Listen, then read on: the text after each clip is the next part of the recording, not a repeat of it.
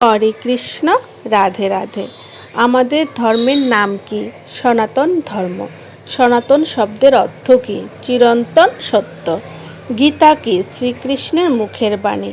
আমি কে? চিন্ময় আত্মা। হিন্দু ধর্মের প্রধান ধর্মগ্রন্থের নাম কি? বেদ। ধর্মের আধার কয়টি ও কি কি?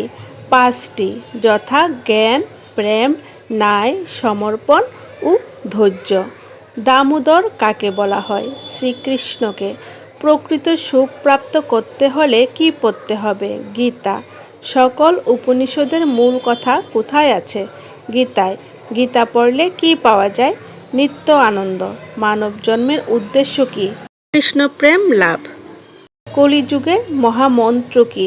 হরে কৃষ্ণ, হরে কৃষ্ণ, কৃষ্ণ কৃষ্ণ, হরে হরে, হরে রাম, হরে রাম, রাম রাম, হরে হরে, হরে কৃষ্ণ, হরে কৃষ্ণ, কৃষ্ণ কৃষ্ণ, হরে হরে, হরে রাম, হরে রাম, রাম রাম, হরে হরে।